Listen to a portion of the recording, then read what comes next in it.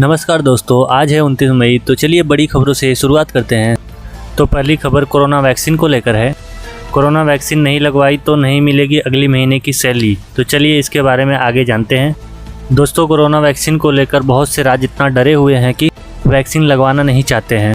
ऐसी ही खबर छत्तीसगढ़ से निकल के आ रही है कि कोरोना वैक्सीन लगवाने से उन्हें कोई स्वास्थ्य नुकसान हो सकता है।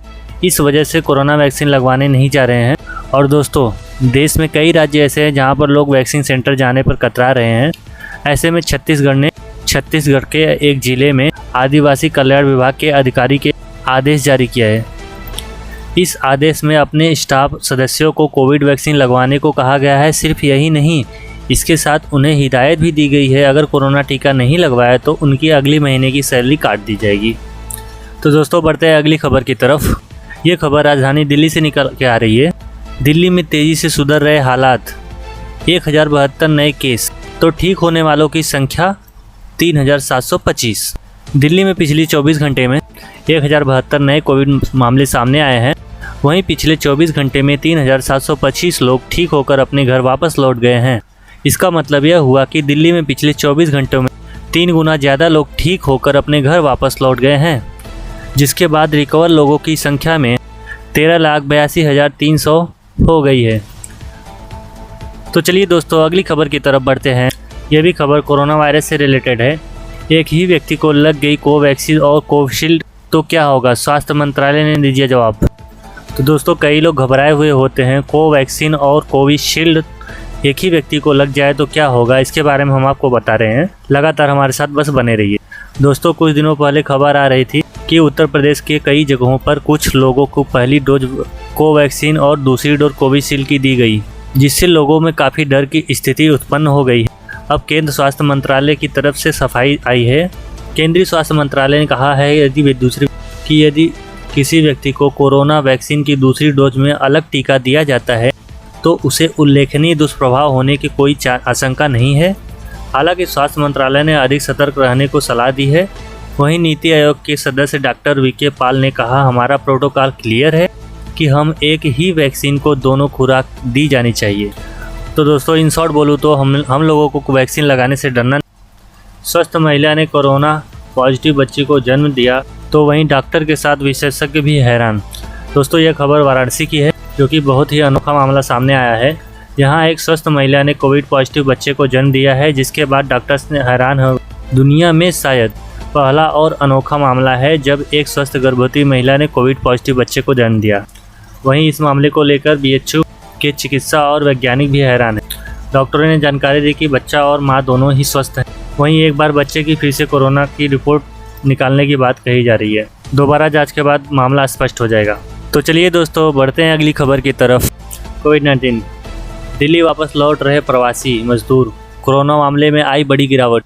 दिल्ली में कोरोना के मामलों में गिरावट और लॉकडाउन को हटाने की संभावना के बीच प्रवासी फिर दिल्ली लौट रहे हैं।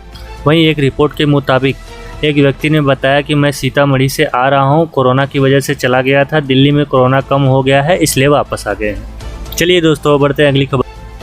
ताइवान ने आरोप लगाया है कोरोना के मामले चीन नहीं पहुंचने दे रहा कोविड-19 वैक्सीन। दोस्तों, ताइवान का कहना है कि चीन जर्मनी फर्म बायोटेक के साथ कोविड-19 टीकों के लिए एक सौदे में रुकावट डाल रहा है। ताइवान के राष्ट्रपति ताई इंग-वेन पार्टी की एक बैठक में कहा, ताइवान जर्मन कंपनी के साथ समझौते को पूर्ण करने के करीब था, लेकिन चीन के हस्तक्षेप के कारण अभी भी अनुबंध पर हस्ताक्षर नहीं कर। तो चलिए दोस्तों, अगली खबर से शुरुआत करते हैं। एशियाई मुक्केबाजी चैंपियन फाइनल में सुपर मॉम मैरी कॉम की निगाहें छठे पदक पर। मैरी कॉम ने खंडित फैसले में मंगोलिया की मुक्केबाज को 4-1 से हराया। 2 बार की विश्व युवा चैंपियन साक्षी भी फाइनल में। 6 बार की विश्व champion super mom MC Mary Kom 51 kilogram और साक्षी 54 किलोग्राम ने गुरुवार को कड़े सेमीफाइनल मुकाबले में जीत के साथ एशियाई मुक्केबाजी चैंपियनशिप के फाइनल में प्रवेश किया है। 2 बार की विश्व युवा चैंपियन साक्षी ने कजाकिस्तान की शीर्ष वरीय डीना जोलेमन को 3-2 से शिकस्त दी। बता दें कि अब शीर्ष वरीय 38 साल की मैरी कॉम की नज़रें महाद्वीप प्रतियोगिता के छठे स्वर्ण पदक पर टिकी है। शुक्रवार सुबह 9 बजे बंद रहेगा पटना एयरपोर्ट, खराब मौसम के चलते लिया गया फैसला। बंगाल की खाड़ी से चक्रवाती तूफान यास भारी तबाही मचाई है। यास के तांडव से सैकड़ों तटीय गांवों में पानी भर गया है, लाखों घरों को उड़ गए। इसमें पश्चिम बंगाल में 3 और उड़ीसा में 1 व्यक्ति की मौत हो गई, जहां सिर्फ बंगाल में ही 1 करोड़ लोग प्रभावित हुए हैं। पटना एयरपोर्ट अधिकारियों ने बताया कि चक्रवात यास की वजह से बने खराब मौसम के चलते उड़ानों के संचालन के शुक्रवार सुबह 9 बजे तक के लिए स्थगित करने का फैसला किया गया है। इससे पहले गुरुवार की रात 10 बजे तक उड़ानें रद्द करने का फैसला लिया गया था। तो चलिए दोस्तों, अगली खबर की तरफ रुक करते हैं। पंजाब सरकार का बड़ा फैसला, 1 जून से दुकानदारों, बस चालक, परिचालकों और सरपंचों को लगेगा कोरोना विधि टीका।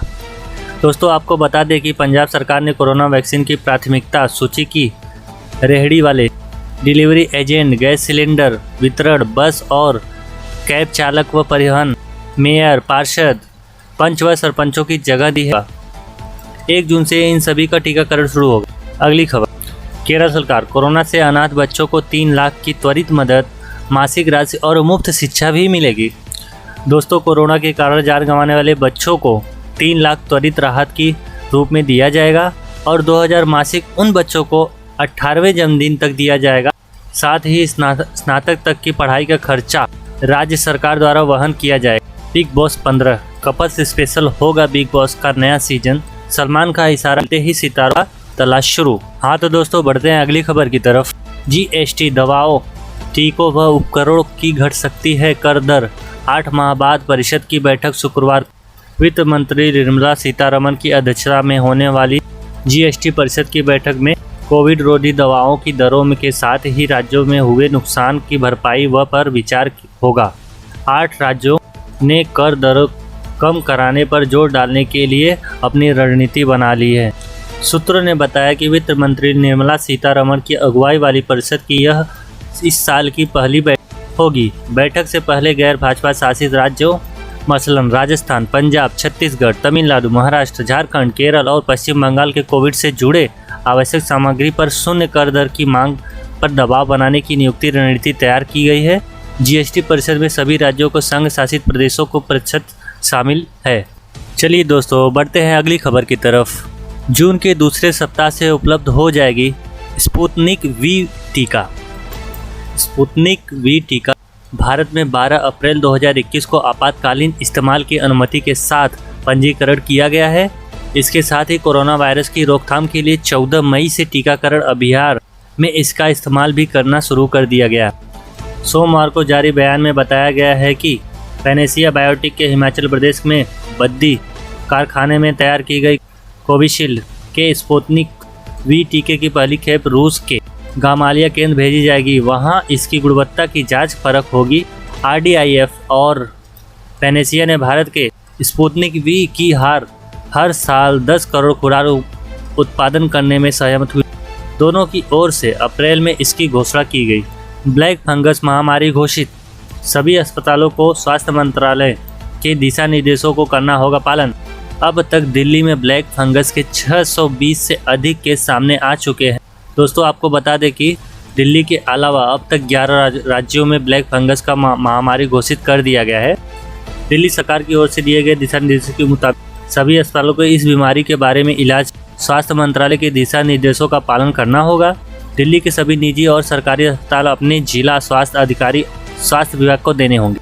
विभाग की अनुमति के बिना कोई संस्था या व्यक्ति बीमारी से संबंधित जानकारी को साझा नहीं कर सकेगा। तो चलिए दोस्तों, बढ़ते हैं अगली खबर की तरफ। आर्थिक सहायता, कोरोना से मृत 26 पत्रकारों के परिजन को 5-5 लाख रुपए दिए जाएंगे। केंद्र सरकार का बड़ा फैसला। बीते वित्त वर्ष 41 दिवंगत पत्रकारों को स्वजनों को सहायता दी थी। बृहस्पतिवार को 26 को मंजूरी दी।